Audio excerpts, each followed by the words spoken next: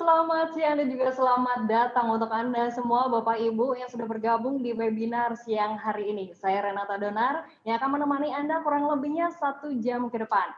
Nah Bapak Ibu, kalau kita ngomongin tentang bakat dan juga kemampuan dari anak ya, pastinya nggak lepas dari peran dan juga dukungan orang tua.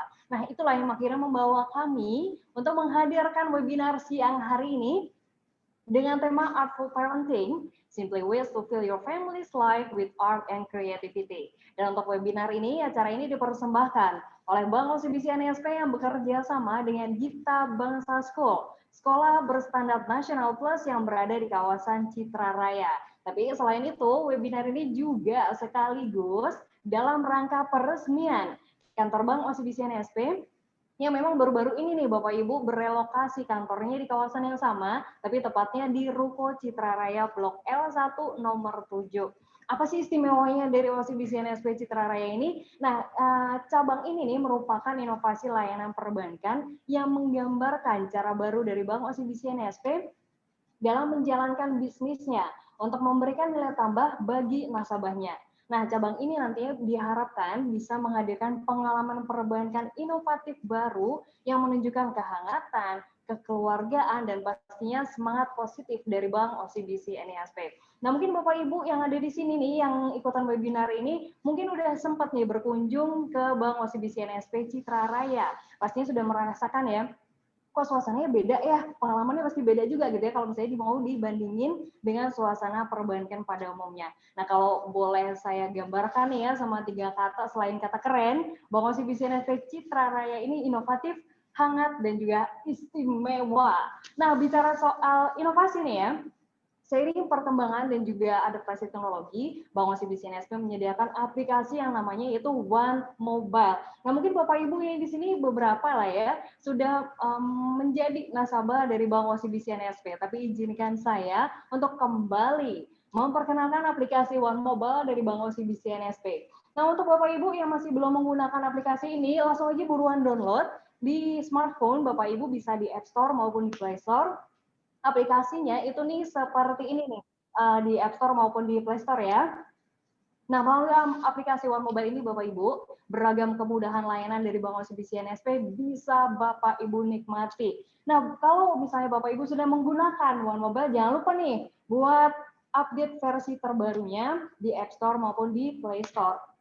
Biar nggak ketinggalan kalau misalnya memang ada update-update fitur terbaru yang pastinya bisa memudahkan Anda untuk bertransaksi dan juga investasi. Nah, kalau misalnya bicara tentang investasi nih Bapak Ibu ya, lewat One Mobile bisa juga nih Bapak Ibu investasi di ujung jari. One Mobile dapat membantu mengelola dan juga meningkatkan aset dengan fitur portofolio investasi dengan pembukaan berbagai rekening investasi. Misalnya nih, ada reksadana, obligasi, ada juga bank insurance, dan juga ada produk-produk dari treasury. Bahkan Bapak Ibu juga bisa melakukan transaksi forex 12 mata uang secara real time dengan wah, semacam punya money changer sendiri ya.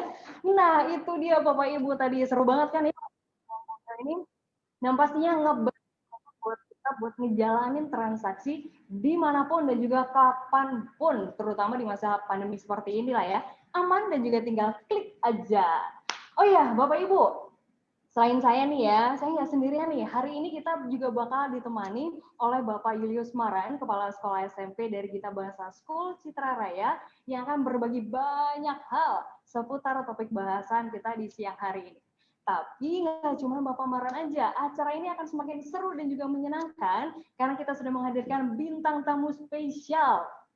Seorang selebriti yang super keren, ganteng, cool, the best daddy buat kedua putranya, dan successful entrepreneur. Siapa lagi kalau bukan Christian Sugiono. Wah, super excited banget nih. Dan pastikan ini untuk Bapak Ibu semuanya bisa ikut webinar sampai dengan acara selesai. Udah gak sabar nih ya. Tapi sebelum nih ya, Rena akan masuk ke obrolan bersama dengan Bapak Maran dan juga Christian Sugiono. Kita lihat dulu ya nih, cuplikan dari peresmian OCBC NSP Citra Raya yang sudah dilaksanakan beberapa waktu lalu. Berikut videonya.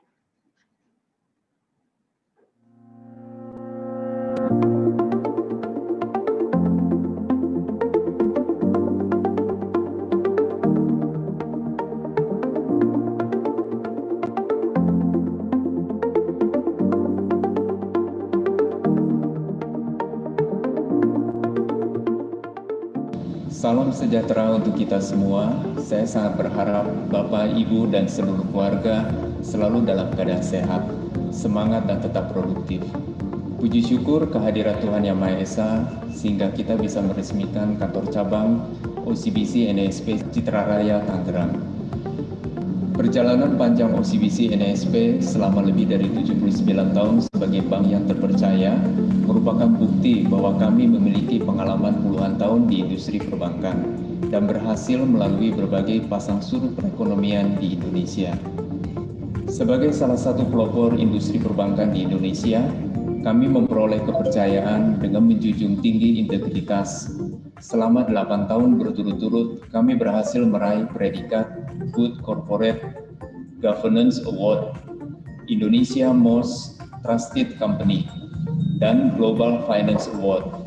Hingga saat ini, kami bisa berada di top 10 bank perbankan nasional. Tentunya berkat kepercayaan Anda semua. Kami sangat menyadari bahwa kebutuhan nasabah tidak terbatas pada transaksi. Oleh karena itu, kami memperkenalkan konsep pengalaman perbankan yang inovatif, yang fokus untuk memberikan nilai tambah, serta solusi untuk memenuhi kebutuhan dan aspirasi dari Bapak dan Ibu. Kantor cabang Citra Raya dirancang khusus untuk dapat menciptakan pengalaman perbankan yang inovatif, untuk dapat memenuhi kebutuhan perbankan Anda. Bapak, Ibu juga dapat berdiskusi dengan para relationship manager kami dengan nyaman mengenai kebutuhan dan perencanaan keuangan, baik pengelolaan keuangan keluarga maupun bisnis Anda. Mewakili keluarga besar Bank OCBC NSP, saya ingin mengucapkan terima kasih atas dukungan Bapak Ibu. Semoga dengan adanya kantor cabang Citra Raya ini, kami dapat menjadi partner finansial Bapak, Ibu untuk melaju jauh, bertumbuh, dan berkembang bersama. OCBC NSP with you.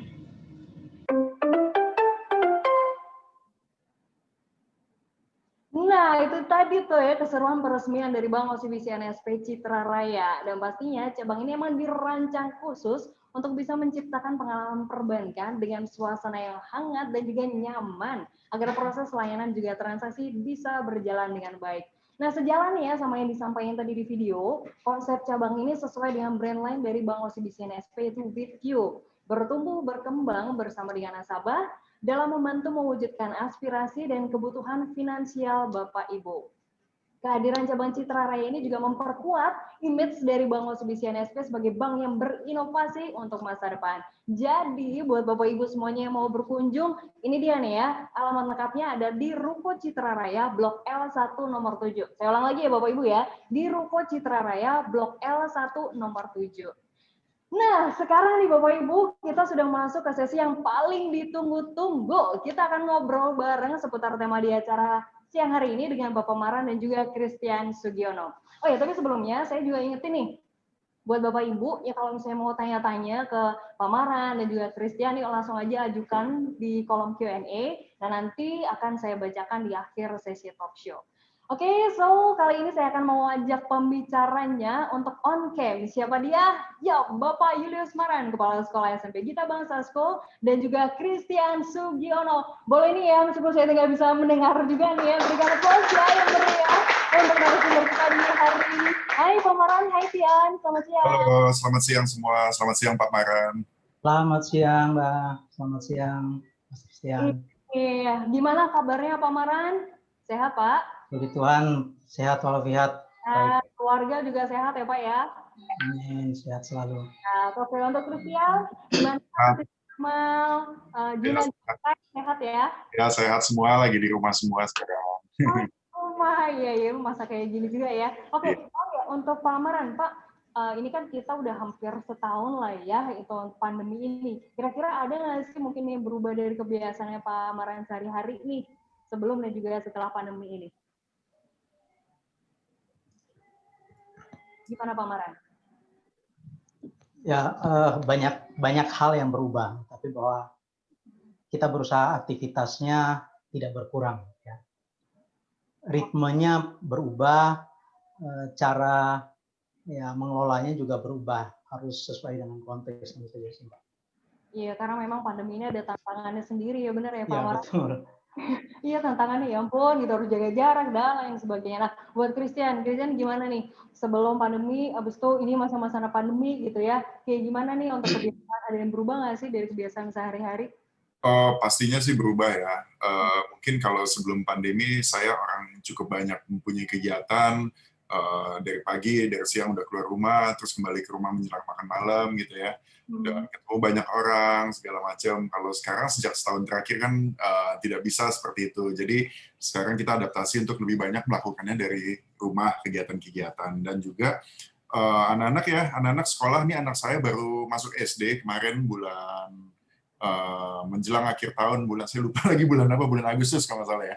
Bulan Oh, Agustus baru masuk kelas 1 SD gitu. Saya sebagai orang tua kan pengen bangga gitu ya, mengantarkan anaknya ke sekolah, masuk SD ketemu teman-temannya. Pas daftar sekolah saya udah lihat, oh ini nanti ada lapangan ini, lapangan itu, ini kelasnya. Ternyata mulainya dari online. Jadi ya cukup inilah, cukup beda gitu ya suasananya, dan kita sebagai orang tua harus mengajarkan anak pertama kali sekolah masuk kelas 1 SD dan sekolah dari online itu cukup challenging sebenarnya.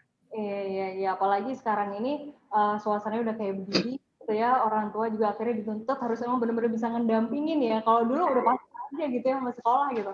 Sekarang mau nggak mau harus ngedampingin. Oke, nah Bapak Ibu mungkin udah penasaran juga nih, kita akhirnya ngobrol nih ya ke intinya nih. Nah, kalau misalnya kita ngomongin tentang tema artful parenting, buat Pak Maran dulu nih, apa sih Pak artful parentingnya ini dan gimana nih cara untuk menghidupkan di keluarga nih Pak?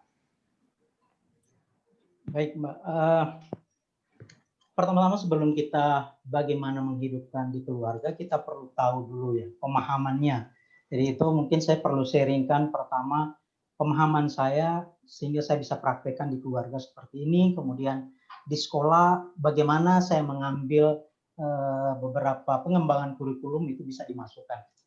Nah, saya punya pemahaman bahwa terkait dengan art parenting itu pertama-tama yaitu soal persembahan diri orang tua, yaitu bagaimana mendampingi anak, bagaimana kita mempersembahkan diri kita soal pikiran kita, cara berpikir kita, kemudian soal rasa, mengolah rasa dengan anak, kedekatan emosional, kemudian olah hati terkait dengan nilai-nilai seni, keindahan, tapi juga yang tidak kalah yaitu terkait dengan olahraga, kinestetiknya. Nah, ini yang pertama.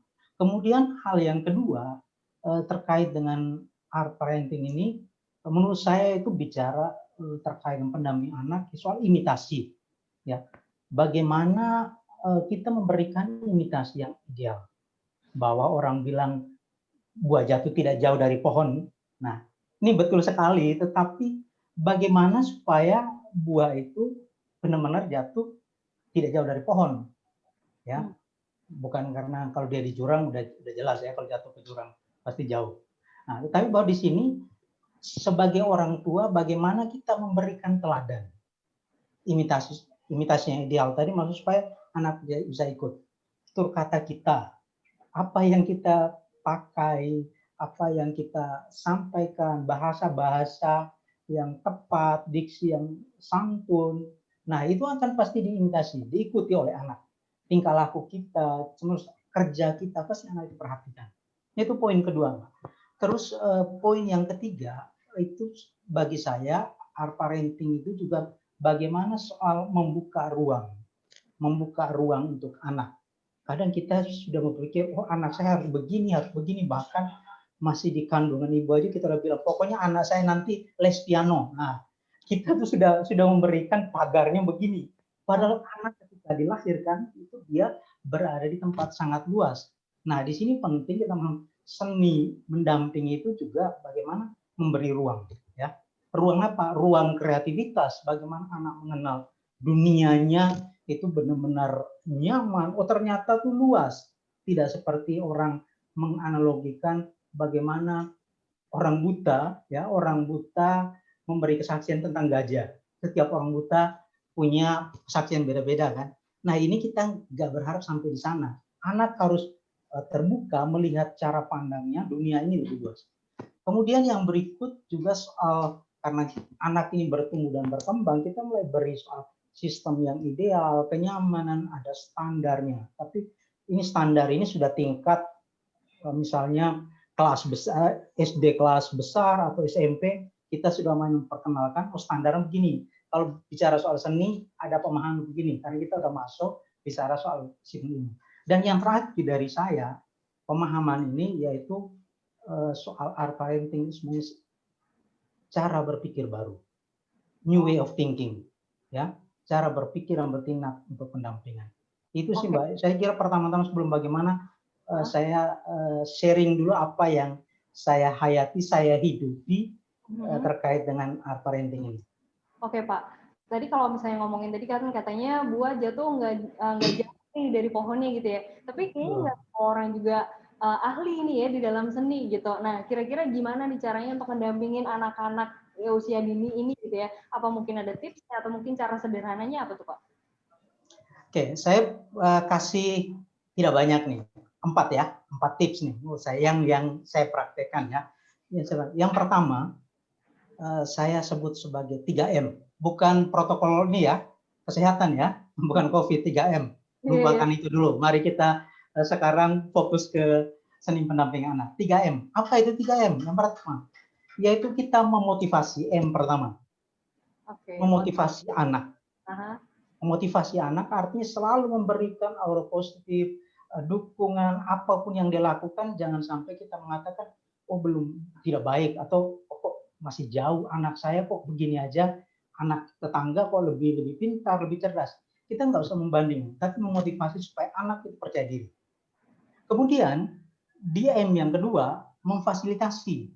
Nah, terkait dengan memfasilitasi ini, terkadang kita agak susah mengeluarkan uang untuk anak, membeli mainan-mainan. Nah ini kalau bagi saya memfasilitasi ini mungkin ini juga bicara soal literasi finance ya.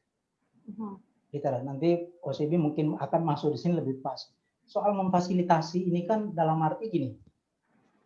Terkadang ketika anak itu minta ini, kita sudah oh nanti dulu kamu bikin ini dulu ya. Kita punya target kayaknya seperti orang gede aja, para anaknya masih kecil.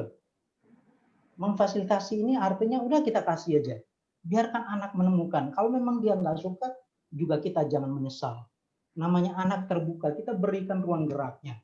Maka memang harus memfasilitasi ini, menurut saya saat ini, soal art parenting itu tingkatnya mungkin sama dengan kebutuhan pokok.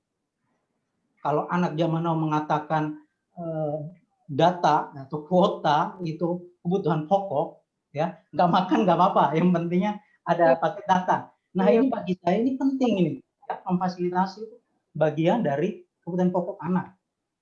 Kita peka nggak? Dan yang M yang ketiga ini sangat penting dan ini berat sekali. Kenapa saya sharing di M yang ketiga ini? Karena saya punya pengalaman juga, yaitu memuji, memberikan apresiasi, memuji anak. Itu susah banget. Saya teringat ketika belajar pertama kali belajar piano dengan orang Hawaii, saya tahu itu salah, tapi dia tidak pernah mengatakan itu tidak baik. Selalu bilang apa? Very good, very good. Bahasa Inggris saya waktu itu sekitar tahun 2000 masih terbata-bata, sampai sekarang juga masih terbata-bata, tapi dia tidak pernah mengatakan jelek. Kata yang keluar dari mulutnya, very good, very good, you do it very well. Selalu begitu. Nah ini bisa nggak sih terkait dengan memuji ke anak kita? Nah 3M ya. Nah, kemudian yang kedua, kita orang tua tidak bukan seniman, tapi ini perlu, yaitu kita hafal cukup 5 huruf. 5 huruf. Proses, bukan protes. Nah, proses. Kita biarkan saja anak ya bermain, anak begitu kan. Kita biarkan, nikmati proses apa yang dilakukan anak. Kita hindari namanya protes. Seringan kita sebagai orang tua kadang-kadang kok nggak bagus nih, karena kita sudah punya standar seolah-olah anak ini sudah sangat dewasa. Nah, jangan protes dulu. Proses dan protes ini cuma bedanya 1 huruf ya. Ingat huruf S dan T. Nah ini jangan sampai proses jadi T. Nah ini perlu diingat. Jadi nikmati proses. Nikmati proses yang dilakukan. Mempengaruhi pola pikir anak juga ya Pak ya? Betul sekali. Nah ini soal proses ini bagaimana kita mengubah, artinya mengubah hati. Ya, yang pertama itu mengubah hati. Ya, change heart. Bukan pertama pikiran dengan sendirinya ikut, tetapi proses kita berada bersama. Maka setelah proses itu kan menuntut kita di tips yang ketiga menurut saya yang saya hidupi, yaitu kita harus punya waktu, be with them, ya, be with her or him. Jadi kita harus bersama, punya waktu untuk mereka, do with them. Artinya kita harus juga ya punya waktu untuk bermain, melakukan bersama mereka. Juga di hal yang berikut itu feel. Jadi be, do, feel itu penting banget. Jadi tidak hanya bersama, tetapi juga melakukan suatu aksi dan juga merasakan lewat permainan-permainan. Kan pada dasarnya manusia kita semua ini kan makhluk bermain kan, homo ludens.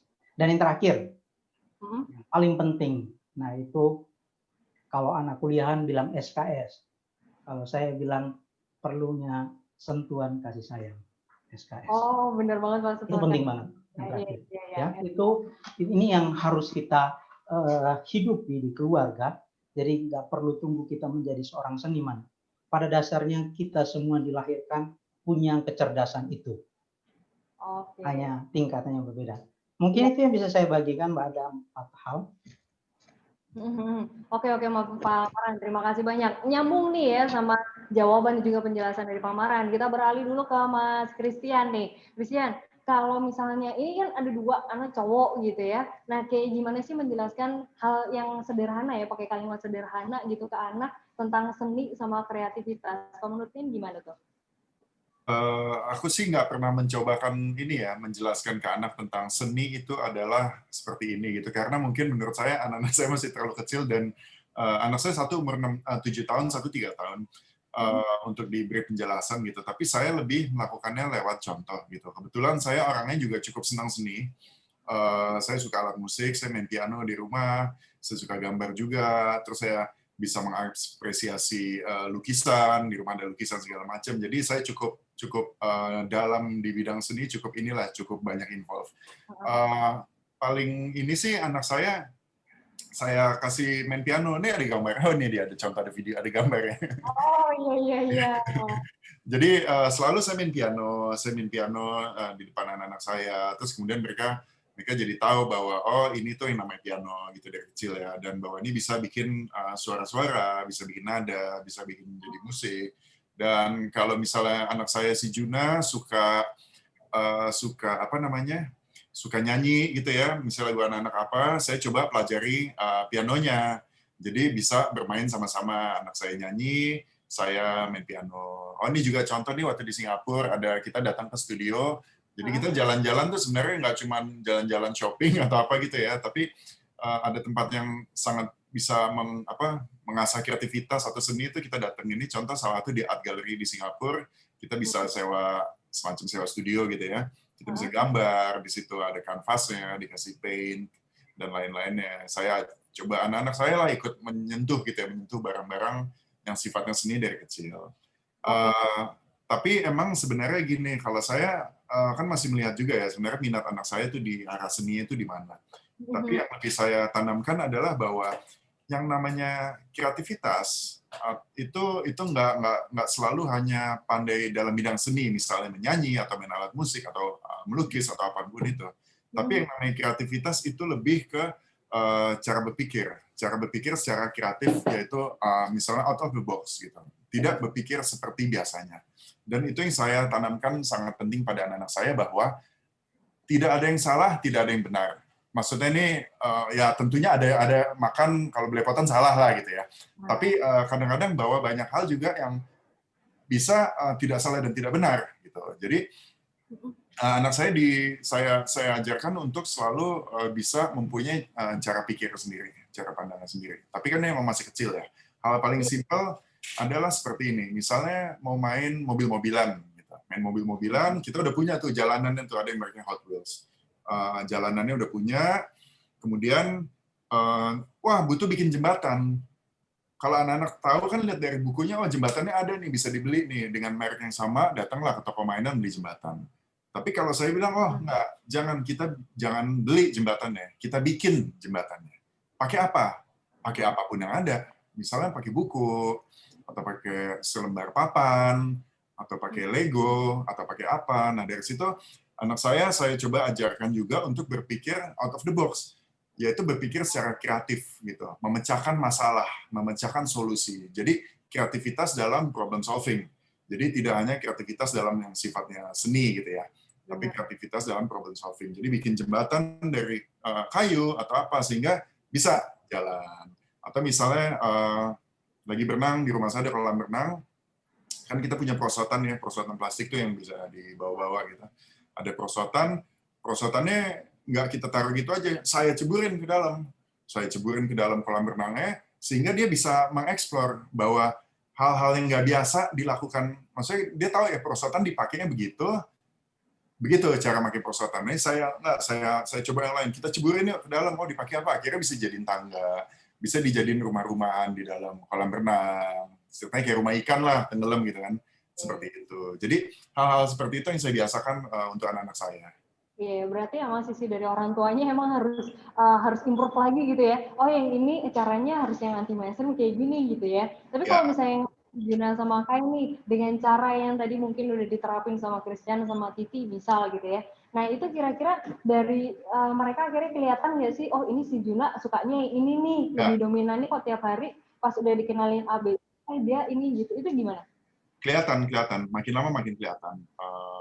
Jadi kalau Juna, pertama ya karena di sekolahnya waktu TK sering dancing gitu ya, kan sering sama temennya dance di panggung gitu kan, acara sekolah biasa gitu ya, dancing anak kecil.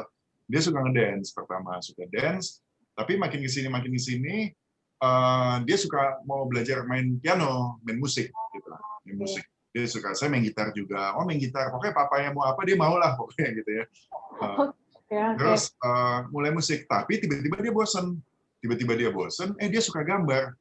Dia suka gambar tuh. Dia lihat di buku gambar-gambar bermacam jenis-jenis ikan, bermacam jenis dinosaurus atau Godzilla.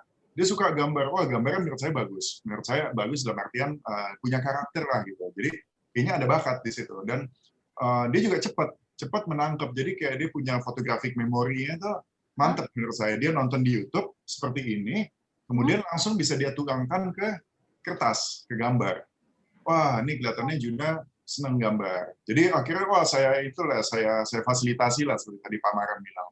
Saya fasilitasi dengan dibelikan buku gambar, berbagai macam peralatan gambar, pensil warna, atau cat, atau krayon, macam-macam. Tapi karena saya ini ya, lucunya nih, karena saya ayo gambar, terus dia jadi bosen. Dan dia jadi menghindar. Jadi ada masanya setiap kali saya ayo gambar lagi, dia malah jadi males. Oh, jadi jenuh kali ya? Jadi anak kecil gitu ya, kalau misalnya semakin disuruh semakin males. Dia senang melakukannya tuh seorang diri. Dia senang melakukannya kalau lagi sepi, kalau lagi nggak ada yang lihat. Dia gambar, tiba-tiba dikasih lihat, nih gambar udah jadi, oh bagus. Tapi kalau misalnya kita ajak sama-sama, sama teman-temannya, kalau sama teman-temannya kadang-kadang oke lah. Tapi kalau sama orang tuanya atau apa, kalau terlalu sering, dia malah jadi males. Kemudian ada masanya juga, dia jadi males gambar. Kemudian dia mencoba-coba yang lain, gitu-gitu.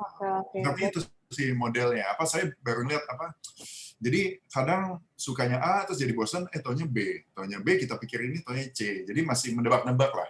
Cuman emang kelihatan kalau Juna dia bakat interest tarikan dalam bidang seninya ada. Oke, berarti dengan mencontohkan itu gitu ya, itu merupakan salah satu cara yang efektif juga kali ya, gitu kan, buat anak-anak mancing lah ya, istilahnya gitu ya. Oke. Harus kita temenin. Oke, pendampingan tetap lah ya. Oke, nah tadi kan Pak Maran juga Christian Sugino tadi udah sounding ini terkait sama fasilitas, harus orang tua juga memfasilitasi gitu kan ya. Nah itu dia tuh, beragam kebutuhan itu pasti akan ada yang, oh ini bakatnya buat ngedance nih, oh bakatnya ini jadi aktor nih nantinya nih, dia suka acting nih gitu. Nah banyak banget sekolah yang sudah istilahnya merancang lah ya gitu ya untuk bisa mendidik mulai dari usia dini dan pastinya butuh yang finansial juga cukup tinggi ya kan, belum lagi dari pendidikannya juga. Nah buat mengantisipasi itu nih Bapak Ibu, OSBC NSP punya solusinya. OSBC NSP punya penawaran menarik nih ya. Jadi Bapak Ibu bisa menikmati cashback hingga 2 juta rupiah untuk Anda yang membuka rekening tabungan berjangka atau lebih dikenal dengan TAKA di Bank OSBC NISP melalui aplikasi One Mobile yang tadi Bapak Ibu download tuh ya. Kalau misalnya belum download, buruan download ya. Dan penawaran ini Bapak Ibu bisa dilihat di layar ya, udah muncul kan ya? Nah, tabungan berjangka ini menawarkan kebebasan untuk memilih target dana untuk mewujudkan impian Bapak Ibu. Nah, selain mewujudkan impian Bapak Ibu, pastinya nih ya, apa yang jadi pengen anak itu bisa kesampaian juga. Jadi mau nabung untuk persiapan sekolah misal atau mungkin kuliah, ini cocok banget nih produk ini karena lewat produk TK ini kita bisa dilatih untuk rutin menyisihkan dana tiap bulannya untuk menabung dengan jangka waktu yang udah kita tentuin sendiri. Fleksibel banget ya, target dana udah tentuin sendiri, jangka waktu ditentuin sendiri. Plus lagi bisa mendapatkan asuransi jiwa gratis. Tuh Bapak Ibu, kalau misalnya udah dengar-dengar kata-kata gratis nih ya, pasti berminat banget gitu ya. Dan ini benar-benar produk yang sangat sesuai untuk menyiapkan rencana pendidikan putra-putri Anda. Nah, lebih gampangnya biar ada gambaran gitu ya, kayak gimana. Nah, ini saya kasih contoh ilustrasinya nih Bapak Ibu ya. Jadi misalnya nih Bapak Ibu pengen dalam kurun waktu 3 tahun ke depan, pengen punya dana 120 juta. Nah, Anda tinggal menabung di Takawas BCN SP dengan setoran per bulannya kurang lebihnya ya, kisarannya adalah 3,2 juta rupiah. Di tahun ketiga, Bapak Ibu sudah pasti akan mendapatkan target dana 120 juta yang dimau tadi. Ya amit-amit ya, jangan sampai terjadi apa-apa sebelum kakak Anda jatuh tempo, maka putra-putri Anda tetap dapat mencairkan senilai target dana yang sudah Bapak Ibu pilih. Nah, buat Bapak Ibu nih yang tadi wah, ini bermanfaat banget nih, butuh banget nih, tertarik langsung aja Bapak Ibu bisa menghubungi relationship manager kami dan langsung nanti akan dibantu prosesnya. Jangan lupa ya Bapak Ibu ya, download One Mobile dulu, baru tuh Taka. Ada di situ benefitnya akan tertera di situ juga. Oke, sekarang lanjut lagi ke Christian ya.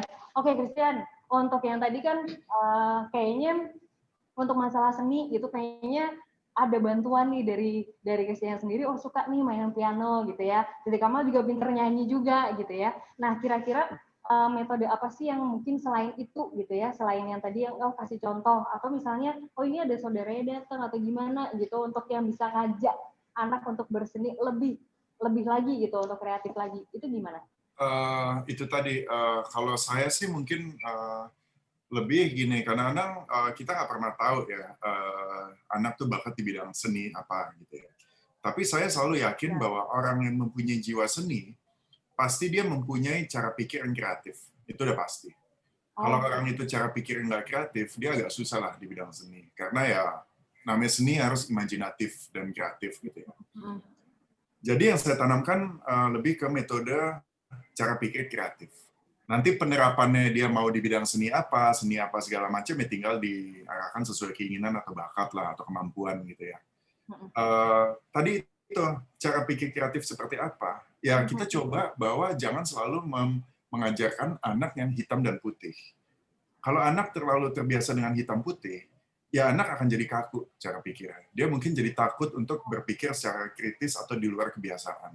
Sedangkan saya yakin bahwa kalau kita mempunyai pikiran di luar kebiasaan, itu jauh lebih baik dibanding kita mempunyai pikiran yang terlalu kaku gitu ya. Ya itu tadi contohnya, misalnya saya ajak anak ke museum deh, saya ajak anak ke museum.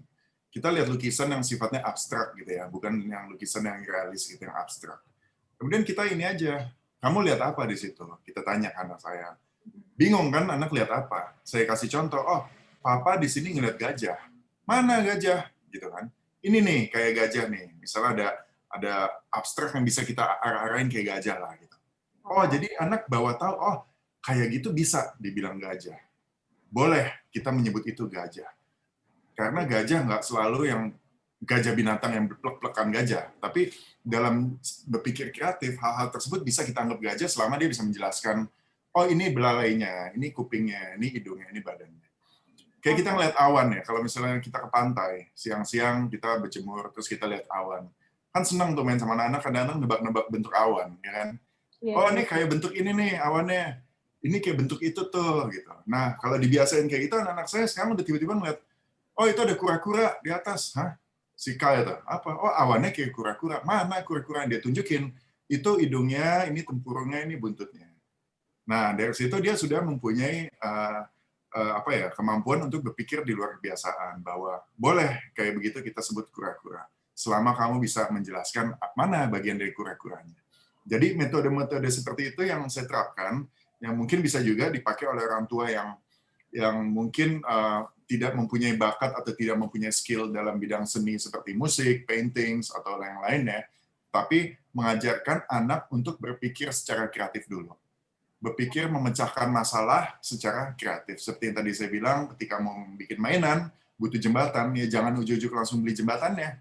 Coba aja dulu, pakai apa kek, benda yang ada di sekitar rumah, biarkan anak untuk explore bahwa ini bisa dijadiin jembatan. Kita kasih pakai Lego lah kakinya, atau enggak dari mainan Lego ya, kita bisa bikin segala macam untuk jadi mainan yang baru.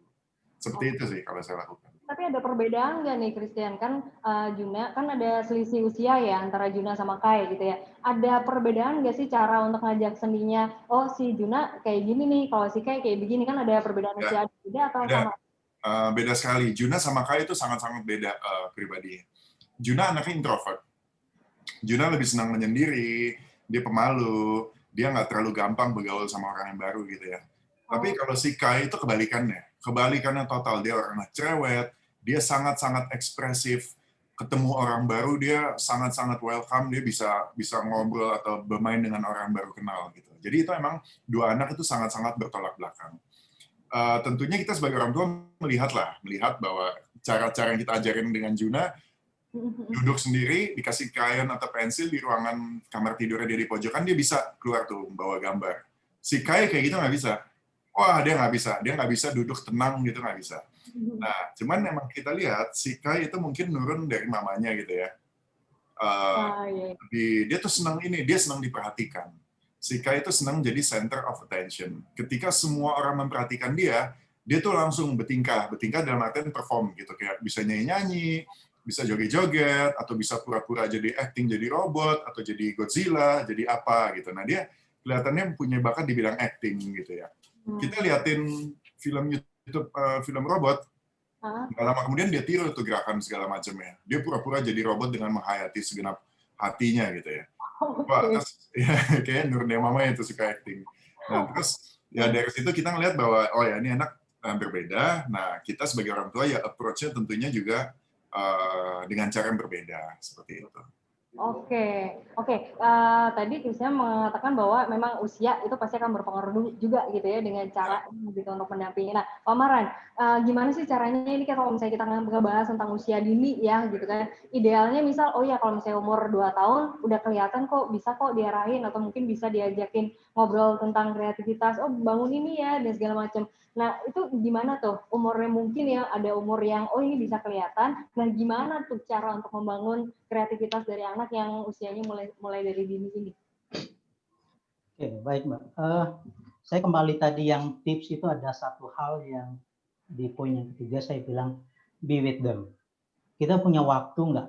Karena untuk mengamati anak seperti itu kan kita harus mengorbankan. Makanya saya bilang seni pertama persembahan diri. Nyambung tuh. Ke sini bagaimana kita bisa bersama dengan mereka. Nah kebetulan anak saya sekarang, saya punya satu orang anak, umur 3,5 tahun, sangat-sangat aktif. Dan saya bisa kenal bahwa oh anak ini sangat konsisten. Dia suka mobil-mobilan, suka binatang, hampir semua binatang. Ketemu binatang pasti akan dipanggil so cute. Pokoknya semua binatang. Nah itu. Nah dan anak ini saya temukan bahwa kadang-kadang itu kita harus bisa menarik diri sebagai orang tua. Kita kalau orang tua misalnya saya karena senang di musik, wilayah seni saya suka, saya bisa sedikit-sedikit bisa bermain banyak alat musik, jadi pengennya cepat-cepat nih ngajarin anak saya nih. Ketika dia masuk ke ruang kerja misalnya, ada keyboard, tapi sekarang udah saya ganti MIDI controller. Di depan, misalnya saya lagi main musik nih dengan komputer nih, langsung saya sambung. Dia datang main dengan gaya berbeda dan saya ngajarin kan dia udah umur 3 tahun, gini loh deh, dia pasti akan tarik tangan. Nah di situ saya mengamati bahwa ada saat umur segini ya antara mau 3 sampai sekarang mau 4 itu anak perlu diperhatikan, perlu dipuji, ya perlu dipuji, diarahkan, cukup kita lihat prosesnya. Nah ini penting. Jadi kadang-kadang kita orang tua jangan terlalu cepat, maka saran saya kita buang standar dulu, standar kita. Oh saya pengen anak seperti ini. Misalnya anak saya tahu bahwa dia paling nggak suka tidur dan mandi. Anak saya jarang tidur malam sebelum jam 12. Oh, Selalu di atas jam 12 malam anak saya. Dan itu dia nggak pernah tenang, selalu aja ada aktivitas. Dan saya bisa mengenali dia, wah anak saya suka musik. Bahkan tidak hanya bisa bermain musik, tapi telinganya sangat peka. Ketika dia bermain di kamar, TV, YouTube, mainan dia tidak boleh dimatikan. Kalau dimatikan, pasti dia langsung teriak dari dalam. Atau mainan dia jangan dibereskan. Bunyi yang kecil, saya sendiri yang sebagai orang dewasa nggak dengar, anak saya itu bisa dengar. Dan dia tahu ada orang yang lagi bereskan mainan dia. Nah, ini kepekaan dia sampai ke sana. Nah, ini saya sendiri bingung juga, maksudnya baru umur 3 tahunan, soal musikalisasi juga sama. Nah, ini saya udah mulai mengenal dan harus bisa mengarahkan, tapi memang jangan mengajarin dulu, biarkan dia, give them chance. Ya, jadi kita beri kesempatan. Misalnya saya bilang ya, ayo mandi, dia pasti akan teriak kalau nggak mau. Dan itu dalam bentuk nyanyian. Nada dia bisa rubah. Anak umur 3 tahun, lagu misalnya lagu dia nonton misalnya Bingo, dia bisa ngubah lagu Bingo itu dengan kata no. No, no, no, no, no, no, no. Nah itu anak kecil loh. Saya bilang, wah anak segini bisa ya. Nggak perlu diajarin. Jadi maksud saya di tempat ini memang anak PAUD itu kita harus punya banyak waktu mengamati dan melihat kira-kira anak ini arahnya kemana. Kalau saya memang mengenal anak saya memang nggak perlu banyak pendamping ajar, tapi bahwa dia karena kita beri ruang gerak, dia bisa praktek. Nah salah satu lagi, sebenarnya saya mau tunjukkan ada satu gambar gitar. Nah salah satu lagi, kalau gitar kita udah membayangkan ketika gitar dia akan strumming kan, kita berharap supaya bunyi. Dia enggak. Gitar itu dia mengatakan itu rel kereta dan jadi mainan. Nah itu kan out of the box. Mungkin tadi Mas Christian bilang ya itu berpikir kreatif. Orang seni gitu kan kita lihat dari situ bahwa mungkin oleh cara berpikirnya A, dia nggak melihat A ini, dia punya cara lain. Nah kita nggak boleh mengatakan ini salah. Nah saya bilang, saya selalu panggil, Dek, caranya bukan begitu. Dan kembali lagi saya terjun mengajar. Dia nggak mau, dia lihat gitar sebagai tadi. Tetapi ketika saya main gitar, baru melodi dengan lagunya, dia langsung nyanyi. Dan itu tepat sekali nadanya. Berarti saya bisa mengenal, oh ternyata anak saya bisa musik. Bahkan di umur segitu kalau saya punya waktu cukup, saya bisa menulis lagu dari sebanyak hasil inspirasi dari dia. Nah ini cara mengenal anak-anak kita. Maka tahap pertama, buanglah standar. Beri mereka kesempatan, kita kasih kepercayaan, kita amati, observe, supaya kita tahu bahwa oh ini konsisten nggak sih, dia suka ini, dia suka itu. Anak saya suka mobil-mobilan itu sejak dari bayi umur 1 tahun udah suka dan sampai saat ini. Maka kalau tanya nama jenis mobil dengan anak, saya sendiri kadang nggak tahu. Apalagi anak saya lebih pintar bahasa Inggris terkait dengan kendaraan ini, dia hafal semua. Bahkan imajinasinya kalau disuruh kita gambar, dia kasih tahu, oh gambar ini, saya harus cepat-cepat HP-nya di samping. Ini apa sih? Saya cek dulu nih, nyontek dulu. Karena apa? Kita narik satu arah salah aja dia langsung bilang no. Imajinasi udah jalan, bukan seperti itu. Itu yang lain, ini beda. Tetapi kita juga harus cara berpikir kreatif. Oh dia nggak mau, kita cari akal. Oh ini nyambungnya ini maksudnya ini. Nah itu artinya bahwa kita mengajar supaya oh ternyata selalu ada hal yang baru dari yang tadi mungkin orang mengatakan salah. Dan kita biarkan mereka eksplorasi. Setelah percaya, ya pasti kita biarkan mereka eksplorasi kan prosesnya. Nah, wadai mereka dengan program yang tadi kita udah lihat.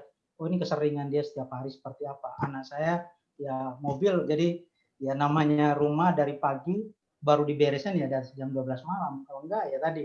Karena diberesin kalau dia tidur. Dia masih melek dikit, dengar sedikit udah teriak. Peka banget.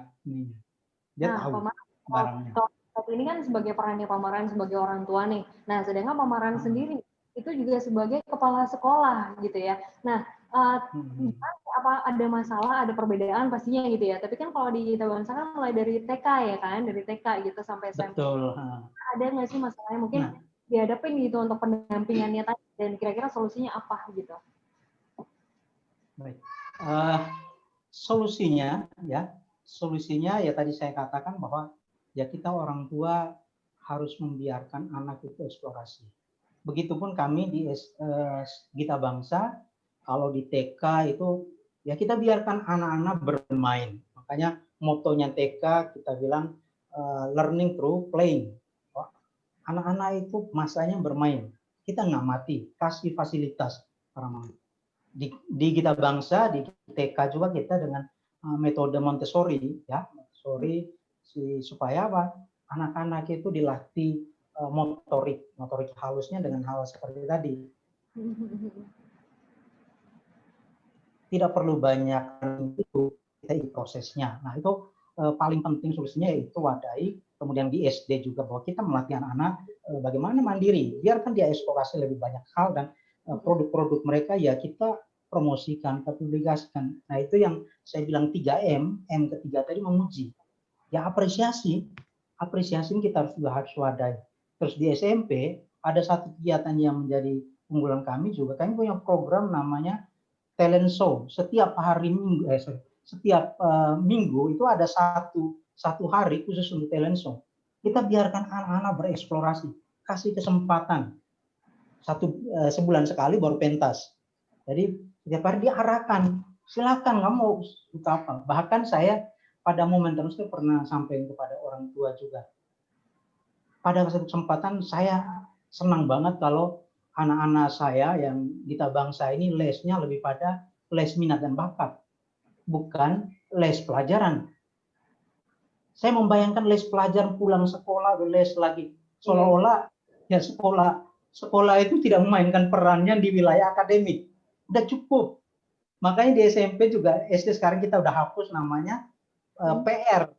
Selesai di sekolah supaya anak-anak pulang kembangkan bakat. Nah ini salah satunya pendampingan hal ini kita kenal, terus kita tahu, supaya kita arahkan. Maka ya kita fasilitasi.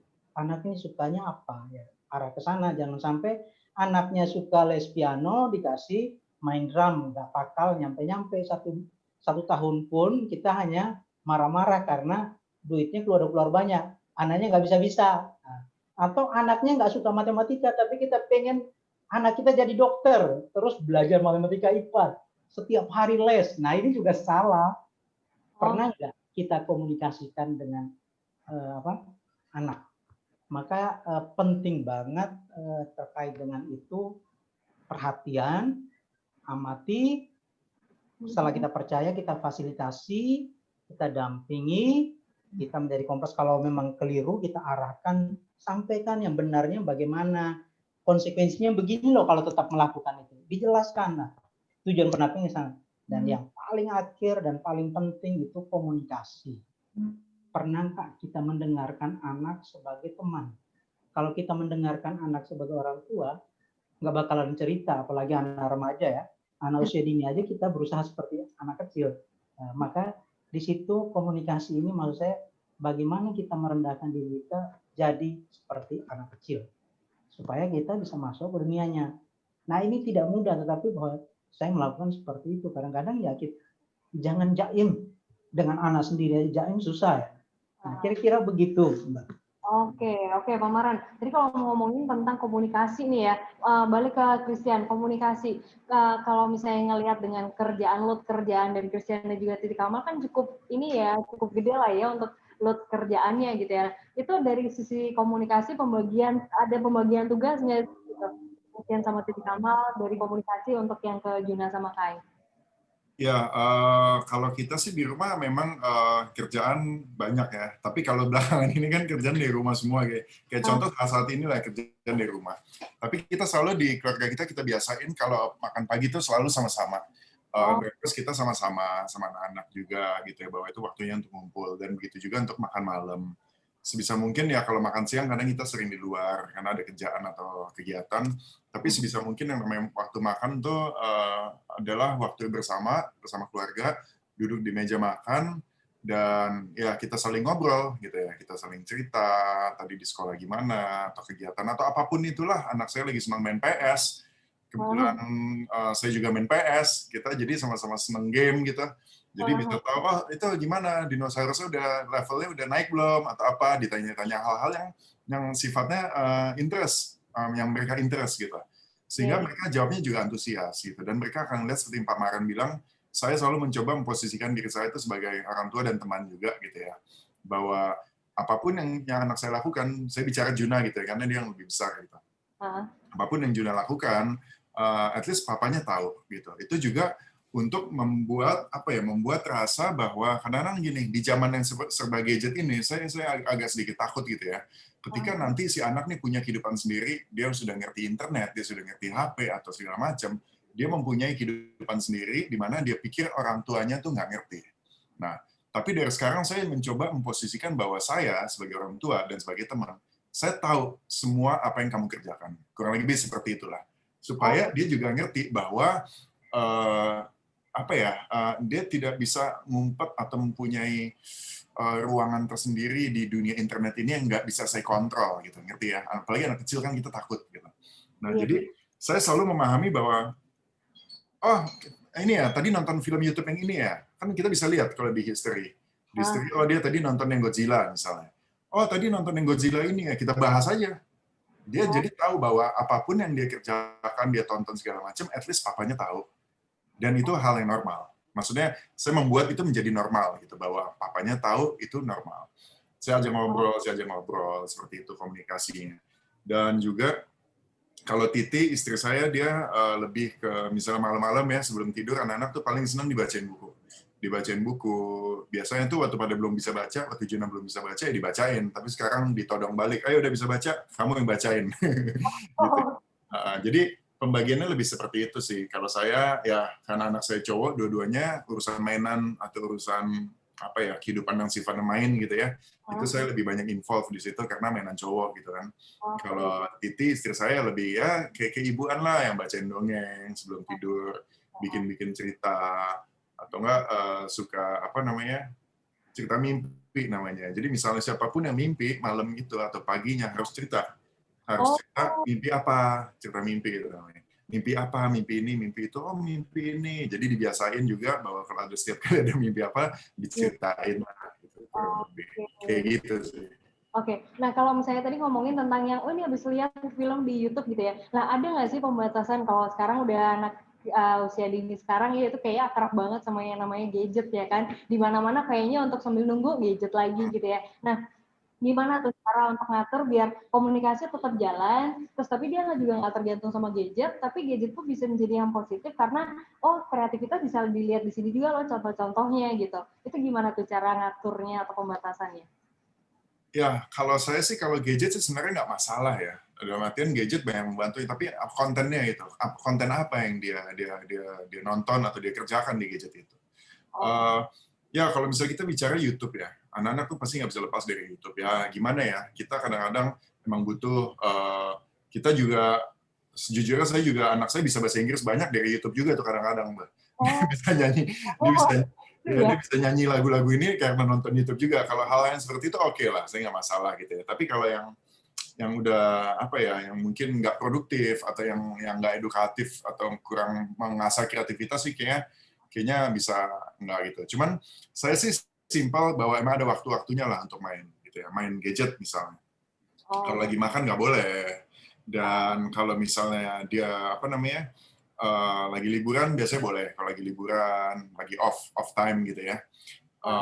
Kemudian kalau sehari ada batas waktunya. Udah cuman boleh 1-2 jam, lebih dari situ nggak boleh. Dan gadget juga saya cas juga batasnya cuman paling 10% atau berapa persen, nggak pernah full. Supaya ketika nanti baterainya udah habis, ya udah habis. Dia mau gimana ya habis, bagaimana. Tapi kalau misalnya baterai masih full, masih 100%, dia udah ngerti, sudah 100%, kita cabut, gadgetnya ngamuk-ngamuk dia. Jadi saya pikir udah casnya dikit aja lah, casnya dikit, begitu habis ya habis sudah. Kayak gitu. Nah, pernah nggak sih mungkin Juna pakai pas lagi komunikasi, pas lagi main ini, terus habis itu dia nolak, enggak aku nggak mau yang ini gitu. Nah itu pernah nggak, dan caranya kayak gimana sih biar akhirnya si anak ini mau? Apakah misalnya biasa ya mungkin mau hadiah ini nanti dapat hadiah ini loh gitu. Apa itu salah satu cara yang efektif atau kayak gimana menurut Christian? Gimana? Sorry, pertanyaannya gimana? Oke. Misalnya kayak tadi aku si Juna sama kayak misalnya nih pas lagi komunikasi, pas lagi main misalnya gitu ya. Terus enggak, aku nggak mau ini misalnya si Juna kayak gitu atau mungkin kayak enggak aku nggak mau yang ini gitu ya. Nah kira-kira apa nih yang akan dilakukan sama Christian? Misal nanti dapat ini kok main ini ya gitu. Apa Oh, ya. kayak gitu? Oh itu pasti, itu sering lah, itu tuh sering terjadi. Maksudnya berbeda pendapat gitu ya. Gini nih, nggak mau gini. Cuman kalau sistem kasih hadiah untuk nyogok gitu ya, nyogok anak kecil gitu ya, saya kurang suka. Saya sejujurnya kurang suka gitu. Kenapa? Karena ya anak jadi seperti itu gitu nanti. Cuman meskipun memang saya akuin itu cara tuh kadang-kadang efektif gitu. Kita sogok lah pakai es krim. Nanti beliin es krim, ayo Juna mandi dulu, atau nggak berenangnya selesai. Misalnya berenang dia nggak mau selesai kan, berenangnya selesai, nggak mau. Ya udah beliin es krim, baru mau. Ya kadang-kadang emang akuin itu cara ampuh efektif. Cuman nyogok-nyogok anak kecil gitu sih nggak demen. Kenapa? Karena lama-lama dijadiin senjata sama dia. Dia mau es krim, ya udah dia bertingkah aja tuh. Karena dia tahu orang tuanya suatu saat pasti akan kasih gitu. Cara-cara seperti itu. Ya pasti pernah saya lakukan. Terus saya pelajari juga. Oh anak saya jadi makin pinter nih. Saya sih kalau misalnya kayak gitu kalau saya orang lebih keras, lebih cuekin aja. Misalnya anak nggak mau makan, misalnya kayak udah jam 12 gitu ya, misalnya waktunya makan, tapi dia masih sibuk main atau apa. Ayo makan, nggak mau. Ya udah, nggak usah makan, biarin aja. Kalau si Titi kadang-kadang masih kasihan, akhirnya suruh mbaknya suapin atau apa gitu. Saya kan bilang kalau kayak gitu lama-lama kebiasaan. Tapi kalau misalnya dibiarin aja lapar, ya udah. Nanti kalau misalnya dia udah lapar, dia akan minta makan gitu. Jadi saya caranya sih lebih kayak gitu ya. Kalau misalnya dia nggak mau makan, ya udah biarin aja. Mungkin belum lapar. Nanti pasti kalau dia perutnya udah lapar, dia akan minta makan sendiri. Dibanding kita paksa-paksa, yang mendingan tunggu dia lapar, biar tahu gitu kan. Biar ngerti kalau orang lapar tuh kayak gimana. Karena anak emang mesti makannya itu jamnya tetap ya. Nggak boleh telat makan gitu kan, takut sakit atau apa. Tapi saya ngeliat anak saya sih kayaknya nggak gitu ya. Maksudnya anak saya cukup tahan banting, telat-telat makan dikit nggak apa-apa lah. Jadi emang ini metode emang balik-balik lagi harus sesuai dengan anaknya sendiri gitu ya. Mungkin cara A di saya nggak bisa dipakai di orang tua lain karena ya harus saling mengenal anaknya. Oke. Wah, semakin seru banget nih obrolannya. Tapi di ini kayaknya udah ada beberapa pertanyaan yang masuk nih. Nah, saya akan bacakan 2 pertanyaan. Tapi sebelum itu nih ya, kita mau ada kasih kejutan nih, ada sesuatu buat Bapak Ibu semuanya. Ini adalah persembahan spesial dari siswa-siswi Gita Bangsa School, mulai dari jenjang pendidikan TK sampai dengan SMP dalam video performance berikut ini. Ini dia.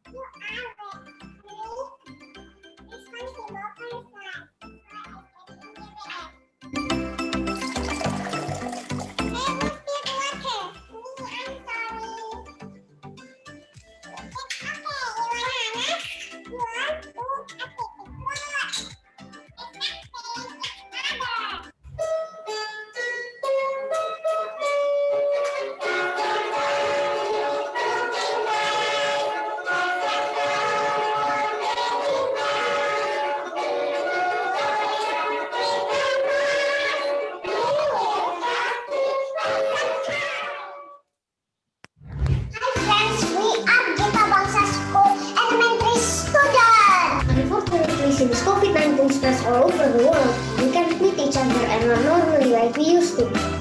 We miss our friends and teacher Noah. We miss running and play around at school field. We miss our swimming pool. We miss our lab. We miss exercising every Friday. We miss our music class with all music instruments we have. We miss to share food in the canteen. And also, we miss to do a lot of other activities at school. We miss to celebrate something in the third floor hall together and watch all the performance on stage. During this pandemic, we are still learning all the lessons and do the activities by your life. We are still having our flag ceremony, such as Independence Day, Youth Out, and Monday ceremony. We do really hope that this pandemic will be over soon, So that we can hand in hand with everyone at school to meet and also talk with them without any anxiety. 大家好，我们是天的农场，想睡不的睡什么？我们很高兴能和大家在这里见面。虽然因为疫情很严重，我们不能和老师朋友们在学校学习。但是这一年，我们还是可以用Zoom的方式来跟大家见面学习。我们非常的开心，希望疫情早点结束。我们都可以回到原来的生活方式。Indonesia 加油 ，NBS 加油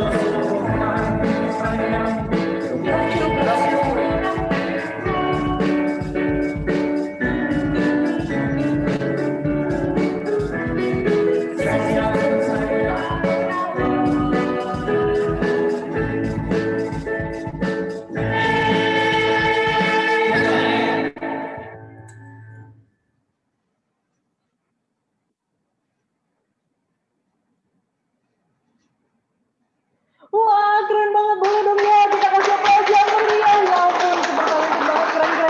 Lucu loh ya. Saya kan dari tadi ngeliatin yang TK itu, nah, wah lucu sekali mereka ini gitu ya, pengen dibawa pulang.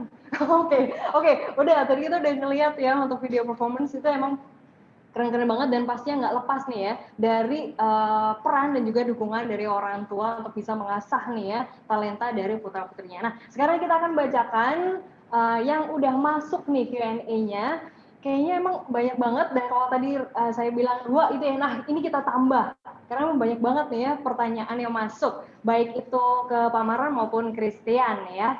Oke, sekarang ini pertanyaan untuk Christian dulu ya. Untuk Christian, dari Ibu Helena, menurut Mas Tian, untuk pengembangan talenta anak itu sebaiknya otodidak dulu dengan pengarahan dari orang tua atau boleh langsung nih ikut les pengembangan potensinya selama anaknya emang enjoy. Gimana nih Mas Tian?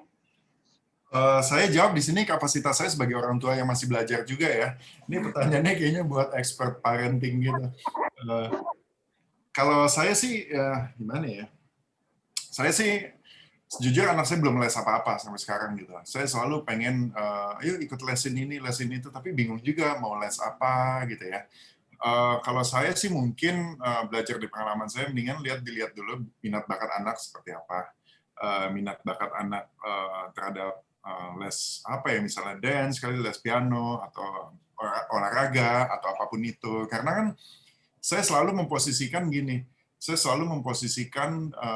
diri saya ketika saya waktu kecil, itu gimana rasanya. Ketika saya waktu kecil, saya disuruh les sama orang tua saya rasa sebel.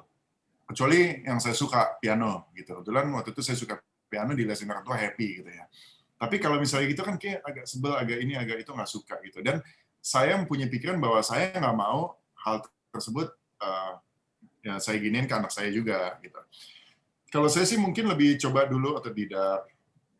Kemudian kalau udah kelihatan bakatnya, udah kelihatan minatnya ke arah sana, mungkin baru bolehlah kita panggil guru les untuk lebih diperdalam gitu ya. Soalnya saya punya prinsip kalau nggak percuma ya, cuma ngabisin duit, ngabisin waktu, anak juga nggak happy, nggak ada hasilnya gitu. Tapi kalau emang kelihatan udah happy dan ada hasilnya sih sangat-sangat bagus untuk diarahkan yang lebih detail lagi gitu ya, sama yang lebih expert yaitu guru les. Kalau sekarang juga masih random ya, mereka ganti-ganti gitu ya berarti ya? Ya, masih ganti-ganti soalnya. Oke, itu tadi pertanyaan dari Ibu Helena. Beralih nih untuk pertanyaan berikutnya masih ke Christian Sugiono juga. Ini dari Ibu Damai. Kalau dari pengalaman Mas Tian dan juga Mbak Titi, 2 anak nih, Juna dan Kai kan punya karakter yang berbeda. Kira-kira mulai umur berapa ya talent mereka kelihatan kuat? Thanks. Nah, itu gimana tuh Mas? Kalau Kai sekarang dia umur 3, dia baru ulang tahun ke-3. Dia udah mulai kelihatan doyan tampil tuh di umur keduaan lah, umur 2 gitu. Dia senang tampil di depan orang tuh.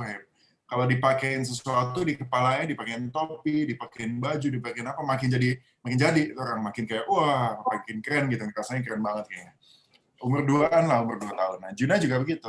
Juna ketika umur 2-an menuju 3 tuh udah mulai kelihatan bakat-bakat dia bisa melihat dari gambar, kemudian dia tuangin ke kertas mirip-mirip gitu, kayak dia detail sekali, misalnya kayak oh laba-laba tuh kakinya ada sekian, matanya ada 8, dia bisa tuangin, kita aja orang tua lupa gitu ya, atau jenis-jenis hiu seperti ini, siripnya bengkoknya di sini atau jumlahnya itu dia bisa tuangin ke gambar, dan itu di umur-umur 3 dan ya umur-umur 3 lah. Tapi seperti tadi pengalaman saya bahwa kadang-kadang itu anak ada bosennya. Waktu udah dikasih alat gambar banyak banget, tiba-tiba nggak mau gambar, mendadak mogok. Kok nggak pernah gambar lagi? Ada tuh hampir setahun kayak gitu. Hampir setahun nggak mau gambar. Dia sibuk lah sama yang lain, mulai kegiatan-kegiatan lain, olahraga. Dia lagi suka olahraga waktu itu, berenang. Terus kemudian balik lagi sekarang. Belakangan ini jadi suka lagi gambar gitu. Jadi ya kita masih memantau lah. Kita masih memantau nih anak nih jangan cuman anget-angetan aja gitu ya. Tapi kita lihat seperti apa sih emang benar-benar minat dan bakatnya dia. Oke, nah nyambung tadi kalau si Christian tadi kan bilangnya emang dari kecil kalau Christian sendiri ya, itu kan suka ke piano gitu ya. Nah ini nyambung nih sama pertanyaan dari Ibu Sarah. Untuk Tian ada nggak pengalaman pada waktu masa kecilnya Christian nih yang bisa jadi reference untuk diterapkan atau tidak diterapkan? Boleh dong cerita pengalaman uniknya, nah gitu, boleh ceritain dong. Oh iya, itu saya sangat, jadi saya punya konsep parenting sih seperti itu gitu, bahwa ketika kita sekarang dewasa, kita udah bisa lebih ngerti ya bahwa, oh dulu kenapa orang tua saya begini, saya nggak suka disuruh melakukan ini, ternyata ada hasilnya, itu benar. Kita terapin juga, kan anak kecil nggak bisa mikir, dulu kan disuruh gini, nggak ngerti, ternyata ya orang tua bilang selalu benar gitu. Tapi ada juga yang hal-hal yang orang tua waktu kecil terapin ke saya, tapi ternyata saya nggak suka dan nggak ada hasilnya. Seperti tadi misalnya contoh les lah.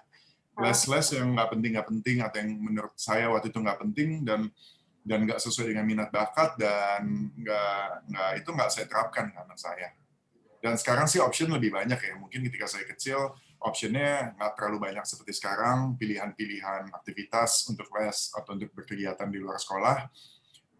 Tapi kalau sekarang jadi sangat banyak, jadi saya coba terapkan. Dan waktu kecil saya selalu dibebaskan sama orang tua saya untuk berpikir, mengeksplorasi apapun itu, pikiran, berpendapat, gitu. Jadi saya juga terapkan itu ke anak-anak saya, bahwa boleh loh kalian kadang-kadang gini, anak kecil di depan orang tua tuh disuruh diam. Kamu ngelawan orang tua. Kadang-kadang gitu ya, kalau ngejawab tuh selalu dianggap itu ngelawan orang tua, gitu. Tapi kalau saya ngeliat, kayaknya enggak juga, gitu. Maksudnya saya justru, apa-apa, kamu boleh menjawab. Kalau kamu punya pendapat, kamu punya apapun yang mau disampaikan yang kira-kira nggak sesuai, sampaikan saja, gitu. Tentunya dengan cara yang sopan, gitu ya. Kadang-kadang kalau misalnya kita, udah anak kecil diam aja, kamu nih ngelawan orang tua, apa-apa dijawab. Itu jadi bikin anak jadi menutup diri. Kalau ada sesuatu dia nggak mau cerita sama orang tua, dan nanti takutnya ketika anak udah ABG, susah saya, gitu kan. Saya cerita, teman teman saya yang anak udah pada ABG itu pusing semua. Jadi jauh sama orang tuanya, jadi nggak mau cerita, orang tuanya nggak dianggap teman, atau seperti itu. Nah, saya coba menghindari hal-hal seperti itu. Oke. Semoga nih ya tadi pertanyaan dari Ibu Helena, Ibu Damai, dan juga Bu Sarah bisa terjawab nih ya dari yang penjelasan tadi Christian kasih. Nah, sekarang beralih dulu ke Pak Maran. Ini ada pertanyaan juga nih Pak Maran. Tidak mau disebutin namanya ya. Saya orang tua dengan 2 anak, yang satu kelas 6 SD, yang satunya tadi TK. Nah, saat ini kecenderungannya mereka tuh lebih senang dengan gadget nih ya, terutama laptop atau handphone, dan itu mereka pengennya lihat YouTube atau main games. Terkadang mereka juga gunakan untuk menggambar dan juga membuat konten video. Oh, mungkin inspirasi kali ya. Nah, tapi tanggapannya Pak Maran nih terhadap kondisi ini kayak gimana, Pak?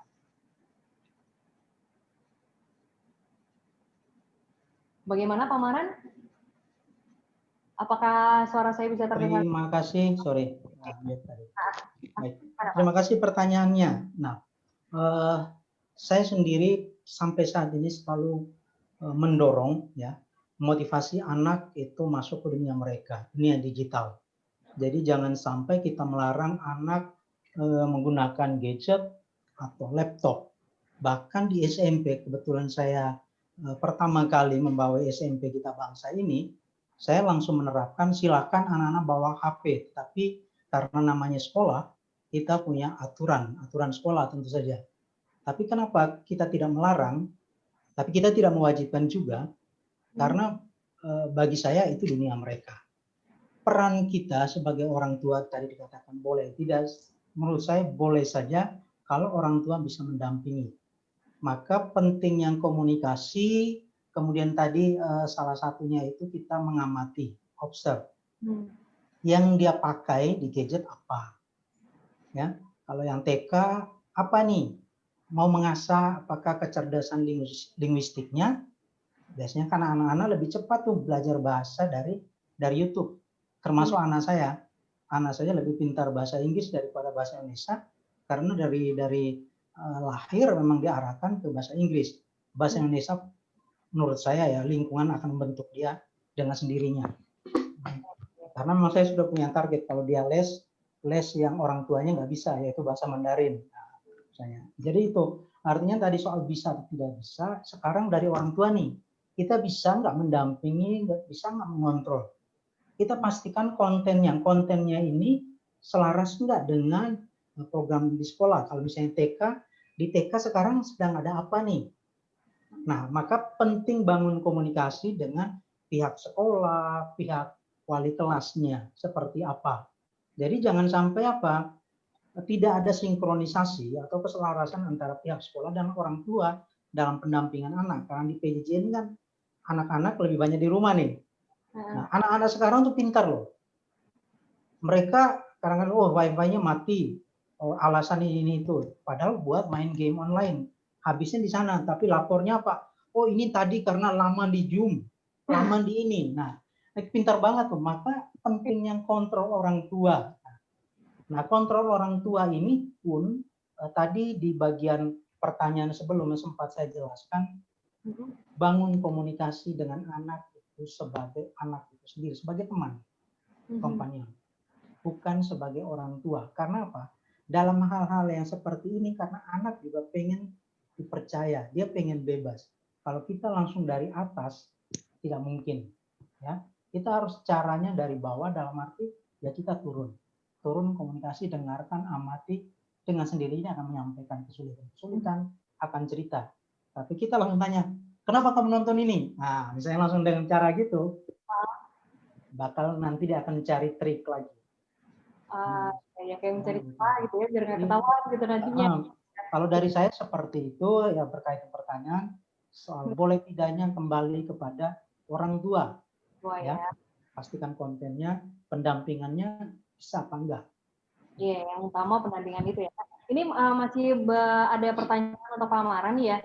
Jadi kan kalau aktivitas anak ini pasti akan banyak banget gitu ya. Tapi gimana sih caranya kita bisa tahu kesukaan atau passionnya anak ini nih? Ini ke arah mana sih gitu? Itu gimana kita bisa tahu? Ini pertanyaan selanjutnya nih Pak Maran. Gimana Pak? Terima kasih.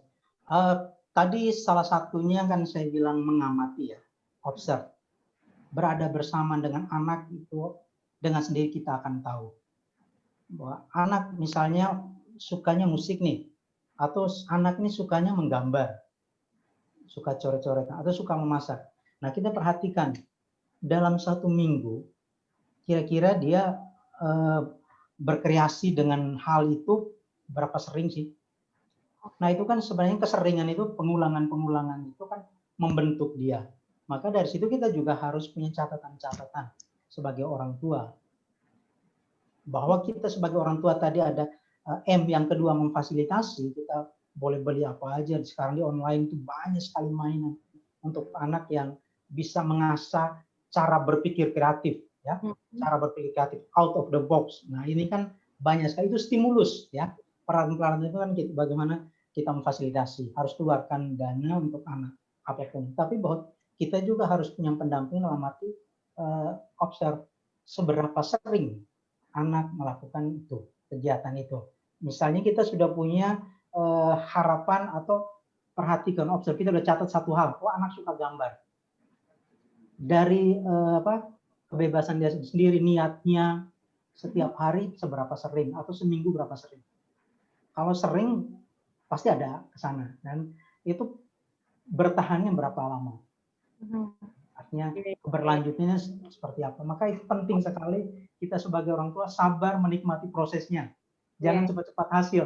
Tapi kan kita zaman sekarang kan, termasuk saya juga kadang-kadang masih terjebak itu.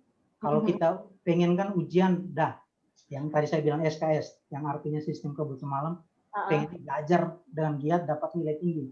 Tapi besoknya setelah ulangan lupa. Nah, kita kan nggak menikmati proses. Nah, proses itu artinya ada pembatinan, ya. Ibarat kalau musik itu efeknya kayak bekicot. Bekicot itu lamban banget. Kita pengen cepat kan, lamban, tapi pasti, efeknya pasti. Maka proses anak ini jangan sampai kita pakai standar bahwa anak yang sebelah kan udah lancar bicara, anak di sebelah kan udah bisa main game. Kenapa anak saya nggak bisa? Jangan pakai standar itu. Nikmati proses. Kita sedang diuji kesabaran. Nah, itu. Berarti orang tua emang harus sabar ya, harus punya waktu yang banyak dan juga mengamati nih untuk perkembangan anaknya gitu ya. Oke, Pak Maran, terima kasih banyak. Dan Bapak Ibu, wah ini semuanya pertanyaan udah kita bacain nih ya. Tapi kita sebelum menutup talk show kita di sore hari ini, mau tanya juga nih untuk pertanyaan pamungkas nih untuk Pak Maran juga Christian. Kira-kira nih dari Pak Maran dulu ya, secara singkat aja Pak, apa sih pesan gitu kan Bapak sebagai kepala sekolah kepada para orang tua yang dalam kaitannya hal ini aktif parenting ya, sesuai dengan tema kita, agar dampaknya itu nanti bisa inline nih dengan program sekolah dalam hal mengembangkan bakat dan minat anak sejak usia dini. Gimana nih Pak Maran? Secara singkat aja nih. Dari saya pesannya seperti ini. Saya ingat kalau dulu pramuka kita dilatih perlu ada namanya pertolongan pertama pada kecelakaan ya. Nah, ini juga penting banget, makanya saya merumuskan seperti ini, P3K. Yaitu pertama, kita harus punya waktu perhatian. P pertama itu perhatian. Perhatian, oke. Sudah cukupkah kita perhatian dengan anak? Nah, kalau kita sudah perhatian dengan sendirinya di sana itu ada arahan, kita mengarahkan, mengamati, menemukan bakat anak. Kalau sudah tahu, P yang kedua, ayo kita berikan kepercayaan, percaya. Oke. Kita merasa percaya kita sendiri pada anak. Oh, yang ketiga apa? Ya, penting banget. Kenapa ini percaya? Kalau kita sudah percaya, kita nikmati prosesnya. Kita nikmati proses. Dan yang terakhir ya K, tetap bangun komunikasi sebagai partner atau teman. P3K. Ya. Emang cukup kreatif banget ini Pak Maran ya gitu kan. Semua singkatan yang tadinya apa jadi apa gitu, itu luar biasa loh Pak. Saya aja nggak nyampe Pak otak saya ke sana. Ya kita ingat. Biar memudahkan kita ingat. Udah terlalu banyak hal yang kita ingat. Iya, dengan singkatan-singkatan itu ya. Oke, Pak Maran, terima kasih. Kita beralih ke Christian nih. Apa pesan dari Christian ke seluruh orang tua yang emang bergabung nih saat ini di webinar kali ini? Gimana? Ya, pesan-pesan saya apa ya? Ya, saya sama juga orang tua yang mempunyai anak kecil yang sama-sama belajar juga parenting gitu. Mungkin cara kita beda. Paling penting kalau menurut saya kita harus mengenal anak kita dengan baik, gitu ya. Mengenal anak kita dan juga memposisikan diri kita di pikiran anak kecil gitu, karena dengan begitu kita akan bisa lebih memudahkan cara pikir mereka dan lebih memudahkan juga untuk mengenali mereka secara aslinya dan minat-minat apa yang mereka interest gitu, sehingga kita sebagai orang tua nanti bisa mengarahkan anak kita lebih baik ke jalan yang sesuai dengan keinginan dia dan juga positif, dan juga tentunya supaya anak kita bisa bertumbuh kembang gitu ya, menjadi anak yang hebat gitu. Itu kan cita-cita semua orang seperti itu. Jadi ya cobalah menempati pikiran kita ke dalam pikiran anak-anak, seperti itu aja sih. Oke, Christian, thank you banget untuk pesannya. Nah, terima kasih banyak nih buat Pamaran juga Christian sudah berbagi banyak banget hal dan juga tips-tips ya, cara-cara sederhana terkait topik kita di sore hari ini. Tapi sebelum nih kita pamit, kita mau ngajak foto dulu nih untuk semua dari Pamaran juga Christian Sugiono nih, untuk kita foto bareng ya. Kita foto bareng, nanti aba-abanya langsung dari saya kok. Oke? Oke, kita foto bareng dulu ya. Oke. Wah, senyum manis Pak Maran. Saya kelihatan dari sini juga gitu, Pak. Tuh, oke, kita sudah. Oke, kita ambil gambarnya ya. Oke, 3, 2, 1. Lagi, satu kali lagi ya. Oke, 3, 2, 1. Baik, terima kasih banyak. Boleh kita berikan aplaus yang meriah untuk speaker kita di sini, Pamaran juga Sugiono. Terima kasih banyak. Semoga Pamaran juga Christian Sugiono selalu sehat, sukses, salam hangat untuk keluarga di rumah ya. Terima kasih. Selamat siang. Terima kasih, Mbak. Ya, saya juga sampaikan terima kasih kepada Gita Bangsa School beserta jajaran guru dan juga orang tua murid. Nggak lupa juga nih Bapak Ibu, nasabah dan juga partisipan yang sudah bergabung mulai dari awal sampai dengan akhir acara di sore hari ini. Terima kasih banyak dan sampai jumpa di event berikutnya. Stay healthy, stay wealthy, stay happy. Salam OCBC NSP with you.